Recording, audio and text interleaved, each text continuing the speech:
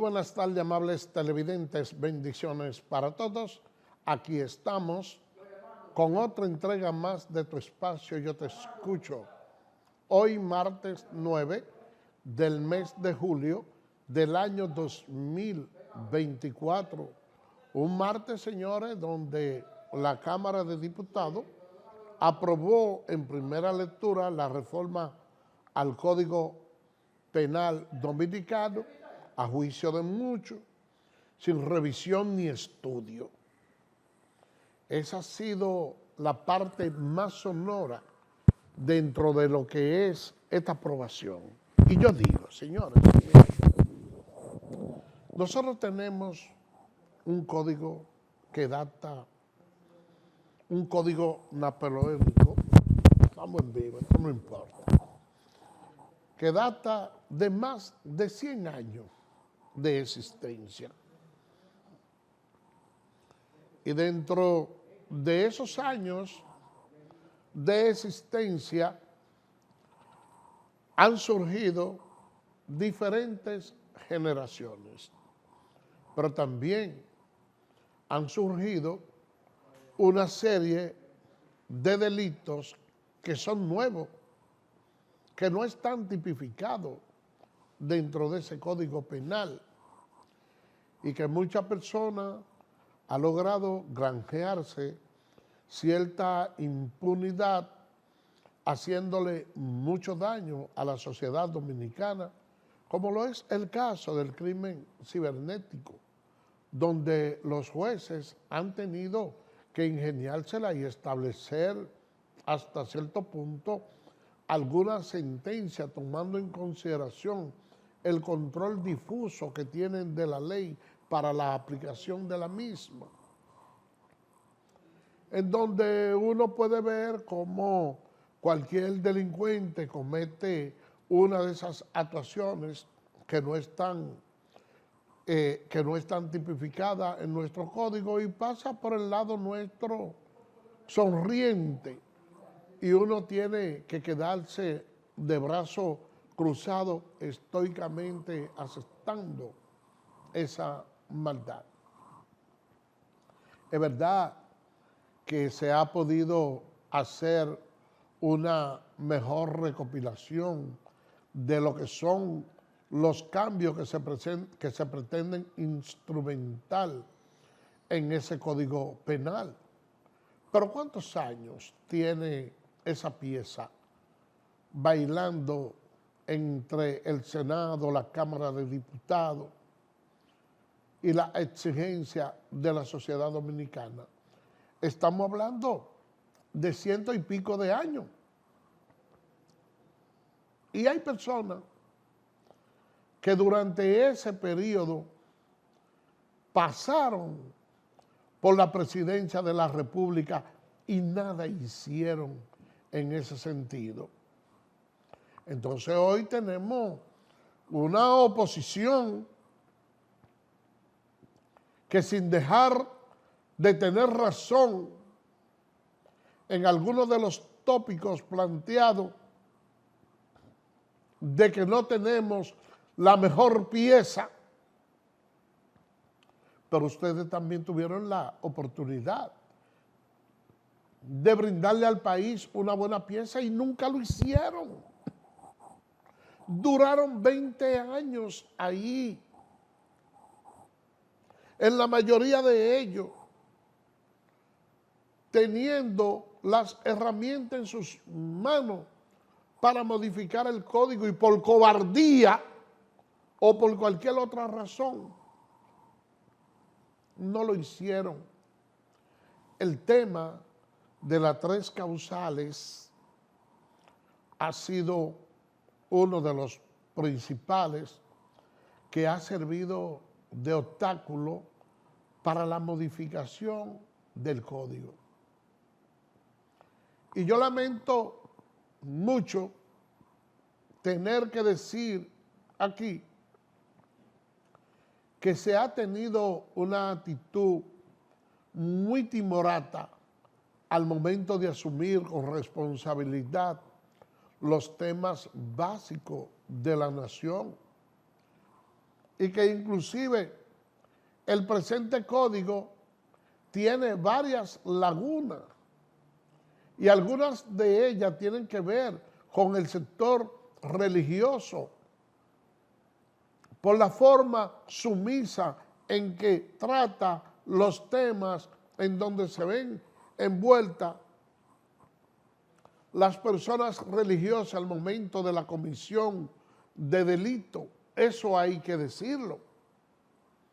Entonces, señores, yo creo que la forma más idónea de nosotros poder darle a la República Dominicana una verdadera legislación sin importar de quién esté en el poder en un momento determinado, es pensando como nación.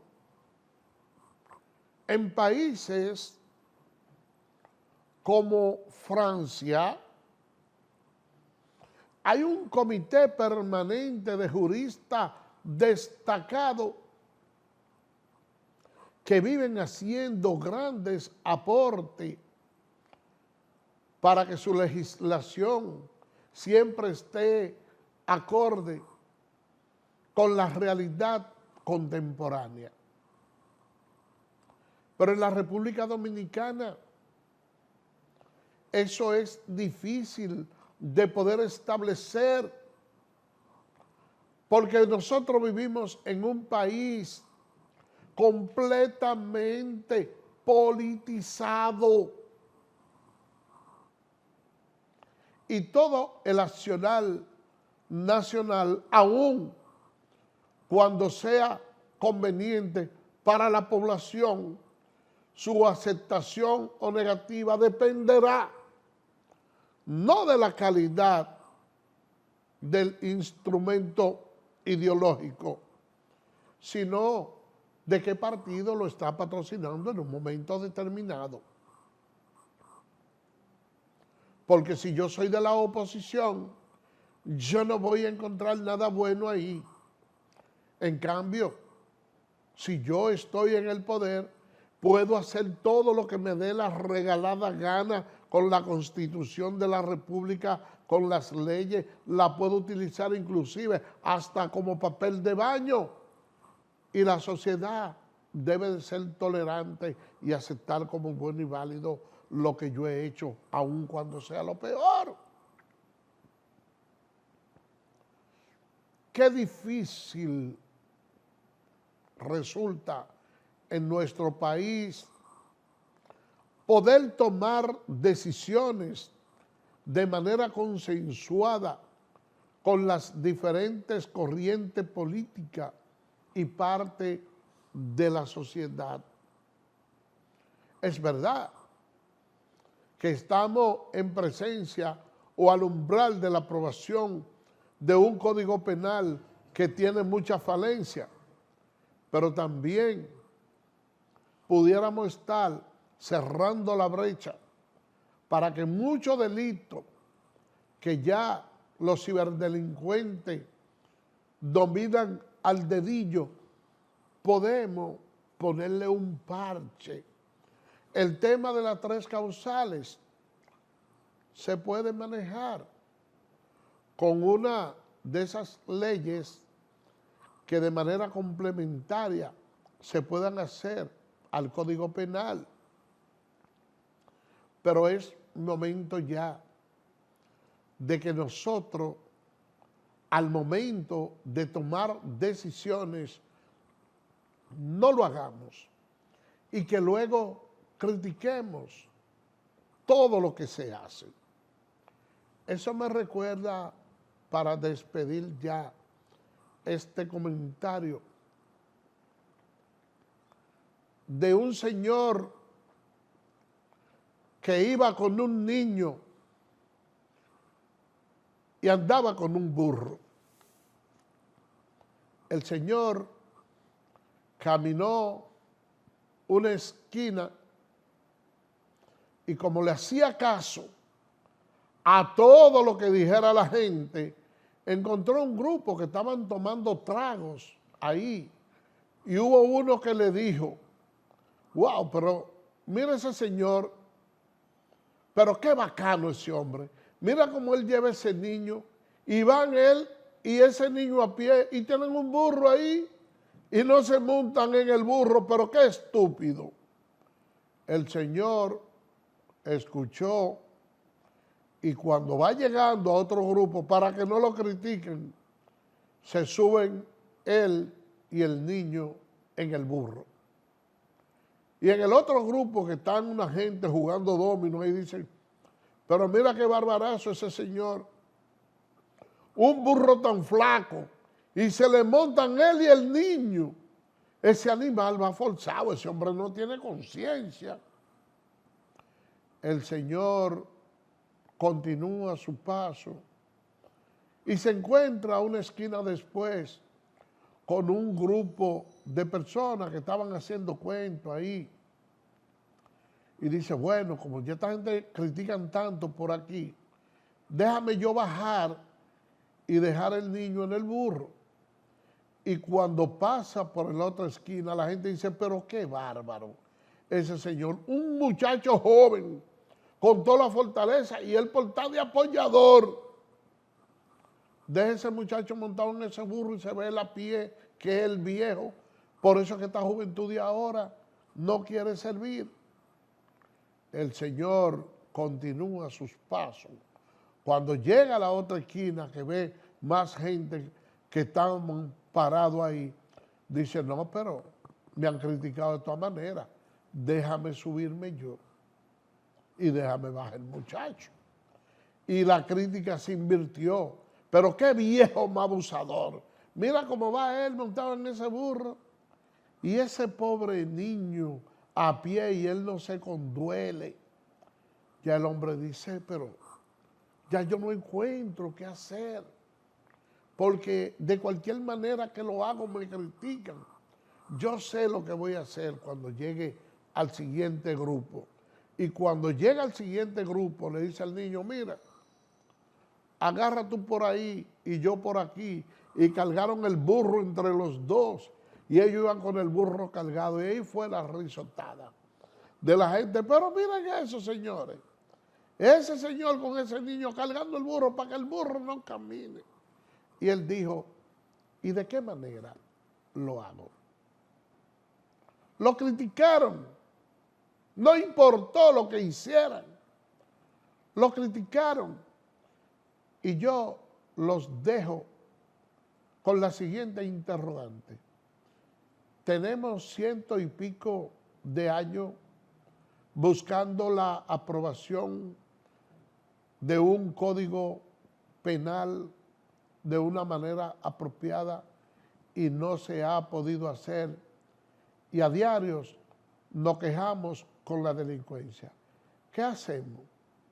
¿Apoyamos conseguimos algún poquito de avance y continuamos mejorándolo sobre la marcha? ¿O seguimos con una legislación obsoleta de más de 100 años? Eso lo dejamos como interrogante y en breve estaríamos escuchando su opinión. Vámonos a una pausa, señor director.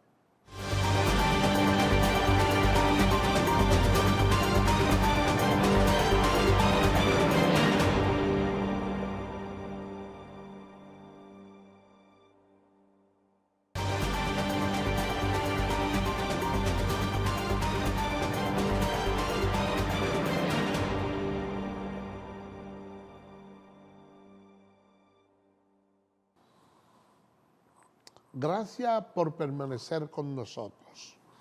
Miren, cuando uno va a hablar de la República Dominicana, no debe hacerlo a modo particular, sino a modo general. Porque estamos viviendo en un país con una sociedad enferma, una sociedad que está completamente permeada Y cuando hay una descomposición social de esa naturaleza, eso abarca todo el estrato de la sociedad, sin distinción de las clases. Pudiera ser que esa descomposición esté de manera más acentuada en un lado que en otro, pero casi siempre se suele salpiquear a los estratos menos vulnerables. Y yo me refiero, señores, dentro de los estratos menos vulnerables, dentro de los paradigmas, lo que es el sector eclesiástico, sin tomar en consideración ninguna de las denominaciones. Yo le digo esto porque uno dice la sociedad está corrompida y cuando se produce una aberración sexual que es cometida por un sacerdote o por un pastor de una iglesia, bueno, pues la noticia se propaga como pólvora y es lógico que sea así, porque todavía esa es una clase que en su gran mayoría está limpia, está involuta. Pero me llama mucho la atención el hecho de que un pastor, anyway, haya violado una niña. Y ustedes dirán, bueno, eso es algo que no debe sorprender tanto a nadie, porque en los últimos días nos hemos encontrado con otros que han estado cometiendo incluso actos de esa naturaleza, donde se envuelve no solo una niña, sino varias. Lo que sucede, señores, es que para mí este acto tiene una connotación especial, y es que ese presunto violador está afectado de VIH, que es lo mismo que decir el síndrome del SIDA. Entonces, señores, eso es una situación bastante penosa, porque ahí hay un elemento agravante, aparte de la violación, es que esa persona prácticamente está condenando a la muerte a esa niña.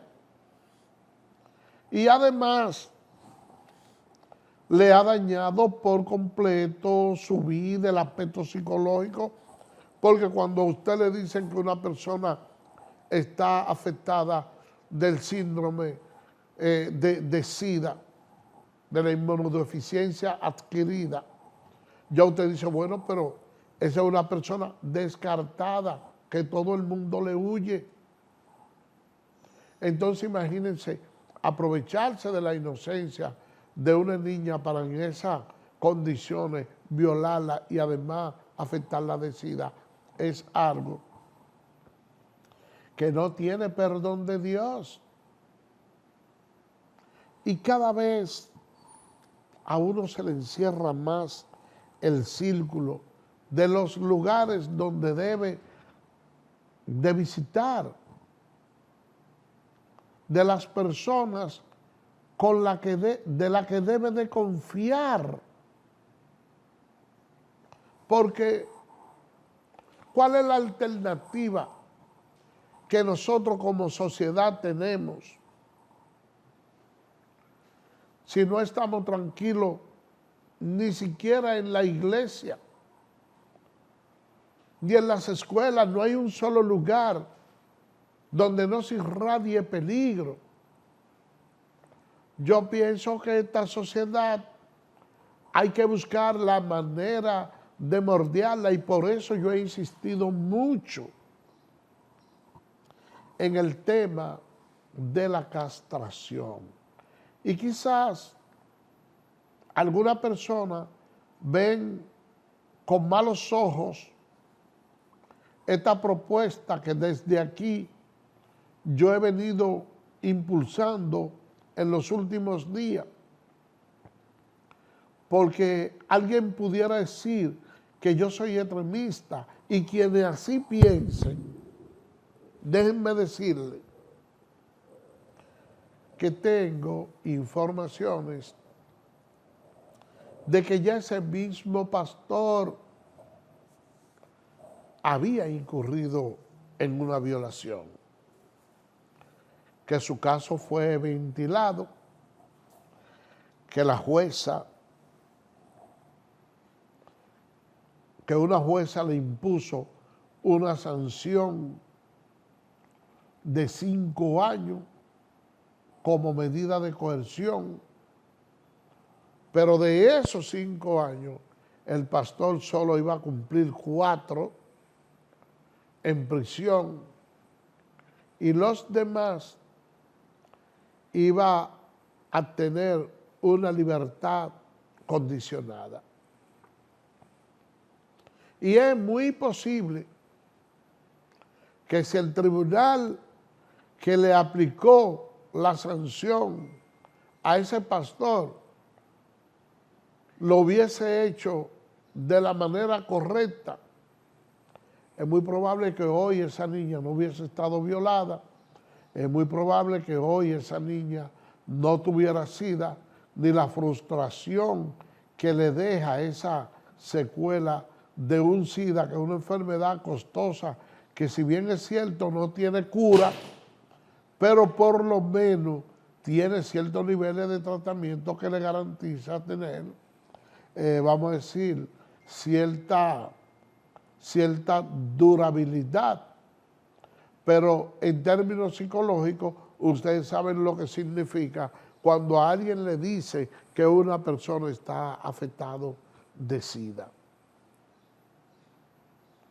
Y es por esa una de las razones por las que yo digo, bueno, que nosotros necesitamos la modificación del Código Penal. Algunos de ustedes me dirán, bueno, pero es que dentro de esas modificaciones también se establece una patente de corso para la gente que está ligada a las religiones, a las iglesias,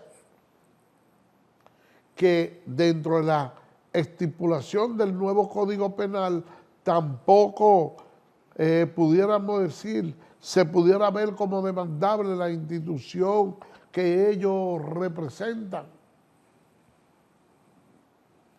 Es cierto que tiene falencia, pero también, señores, nosotros necesitamos tener manos duras.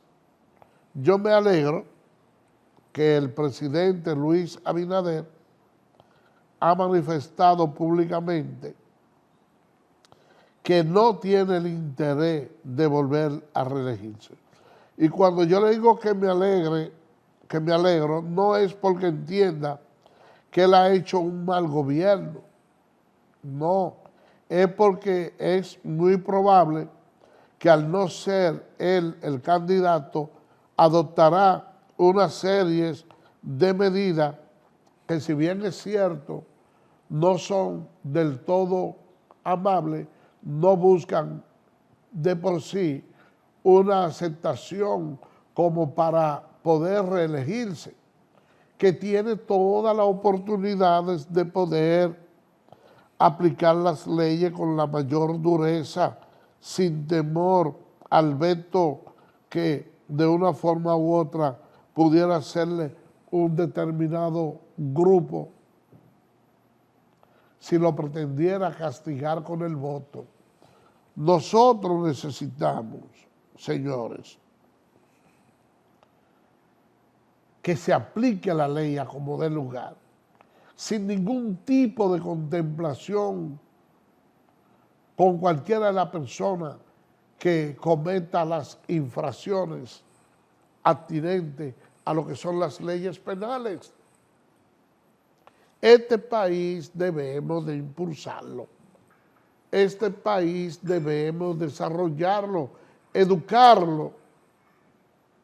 Y una de las bases esenciales la tiene la justicia, el papel activo que juega en la transformación de los pueblos. Vamos a cambiar de tema porque el presidente Luis Abinader se ha referido a las bandas haitianas y nosotros queremos, señor director, que nos ayude con las imágenes. Yo le puedo decir que si vienen aquí le irá peor que lo que le va a ir en Haití. Las palabras del jefe de Estado fueron emitidas en su encuentro la semanal con la prensa, donde se garantizó la seguridad de los dominicanos ante la tutela de militares kenianos desplegada para retornar la paz en la vecina nación. Y le puedo también decir que las Fuerzas Armadas de hoy son muy diferentes a las de hace 4 años en términos de su equipamiento, de su infraestructura, y están en la disposición de defender el país y con la moral muy alta. Nuestras Fuerzas Armadas están preparadas, capacitadas y muy pendientes a todo lo que sucede en la frontera y en la hermana República de Haití. Tenemos muy buenos contactos con instituciones haitianas, con personal haitiano, y hasta ahora no hay un solo indicio que nos indique que las bandas haitianas vayan a venir a República Dominicana. En su conferencia realizada este lunes desde la provincia de Montecristi, el presidente Abinader por igual se refirió al proyecto de reforma constitucional que aseguró será socializado en las próximas semanas. Hemos presentado el tema de la reforma constitucional primero, porque es el que va a garantizar todas las otras reformas. Si tú no tienes la sostenibilidad política y democrática, pues puedes tener todas las otras reformas y te va a afectar para el desarrollo. Yo lo que quiero es dejar un país, una República Dominicana en camino, en los rieles hacia el desarrollo. Como tema central, el mandatario detalló las inversiones en salud, infraestructura, educación, comercio y otras obras ejecutadas en las provincias de la línea fronteriza.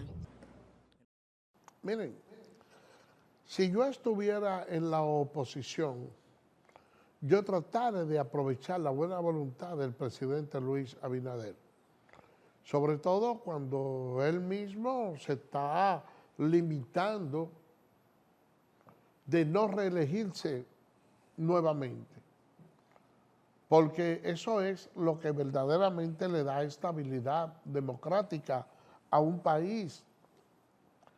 La reelección, señores, ha sido nociva, porque hay algunos mandatarios que cuando llegan ahí se quieren quedar. En eso, el PRD, ahora PRM, ha dado una muestra clara de que respeta esa parte. Yo le digo, por ejemplo, don Antonio Guzmán Fernández fue presidente por el PRD y aunque él al final de su mandato se quitó la vida, pero tampoco tenía la intención de reelegirse. Salvador Jorge Blanco fue presidente del PRD. Tampoco se reeligió. Hipólito Mejía fue candidato del PRD, intentó reelegirse. Eso provocó la división del partido y pese a haber hecho el intento, no pudo hacerlo. Por el PLD, el doctor Leonel Fernández ha gobernado por 12 años. Tuvo un primer periodo y luego un mandato de 2 años más. Y tuvo Danilo Medina que empantalonarse para evitar que fuera un tercer periodo. Pero ese mismo Danilo Medina, que gobernó el país, que había dicho lo nociva que era la reelección y que un mandatario para conseguirla incurría en una serie de actos que no eran correctos, que reñían con la ley, y dijo que inclusive era capaz hasta de tragarse un tiburón podrido sin eructar. Cuando llegó el cargo se encariñó y Danilo Medina gobernó durante 2 años consecutivos, y recuerden ustedes la marcha que le hizo al Congreso el propio Leonel Fernández, en la que estuvo el extinto cantante Johnny Ventura, porque Danilo quería reelegirse. Y Leonel estaba en desacuerdo, y la población dominicana también. Y si ahora encontramos un presidente que goza de toda la popularidad, y que si hoy dijera, miren, yo me voy a reelegir, cuando viene a ver tiene más posibilidades que todos los adversarios que están hoy de oposición ahí. Sin embargo, él es que ha dicho, vamos a ponerle un sello a la Constitución para evitar esta reelección, vamos a ponerle un sello a la Constitución para que el Ministerio Público sea independiente. Entonces, vamos a trabajar esas dos partes y vamos a dejar que sea otra persona que a partir del 2028, con una nueva visión, pueda resolver al país lo que no han podido resolver los demás gobiernos. Nosotros pudimos ver que el doctor Leonel Fernández, cuando gobernó el país, lo impulsó hacia una era de desarrollo. Vinieron los túneles, vinieron los elevados y una serie de infraestructura, de obras y cosas que le sirvieron de mucho al desarrollo del país. Pero dentro de su gobierno se cometieron muchos actos de corrupción. Y sobre la marcha lo sustituye Danilo Medina, y nosotros vimos cómo Danilo viene impulsando una gestión de gobierno un tanto distinta, donde se caracteriza por la frugalidad del gasto y donde además introduce algunos cambios que permitieron a que los campesinos tuvieran una mayor cobertura de lo que le habían dado probablemente otros gobiernos. Cómo esos productores podían venderle directamente a los almacenes, y el cambio que había, que fue básicamente la persona del campo la que impulsó a Danilo Medina para que continuara en la presidencia. Pero finalmente flaqueó demasiado. ¿Por qué? Porque quería la reelección después de un segundo periodo. Se tragó el tiburón podrido, porque tenía familiares de él haciendo negocio con el Estado y hacían muchas acusaciones, y ustedes pueden ver la cantidad de funcionarios que han estado realizando la devolución de algunos recursos, que han sustraído dinero del Estado.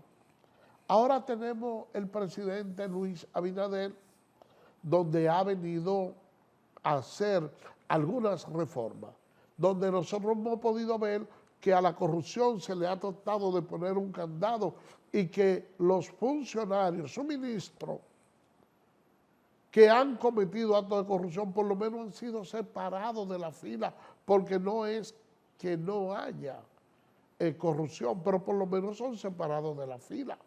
Entonces ya sería bueno que otro gobierno, que no sea el mismo Luis Abinader, bueno, pues que asuma la presidencia y que aquellas cosas que probablemente le haya faltado por hacer a Luis, la impulse otro, y así sucesivamente. Porque el mayor de los problemas de la reelección lo ha traído ese estancamiento, es la oposición, básicamente el Partido de la Liberación Dominicana. 20 años de gobierno con 2 presidentes y todavía anda Leonel Fernández por ahí deseando que quiere ser presidente y por ahí anda Danilo Medina buscando que lo rehabiliten nuevamente para continuar con el mismo desorden, con la misma corrupción que durante esos 20 años exhibieron. Vamos a hacer una pausa y regresamos en breve.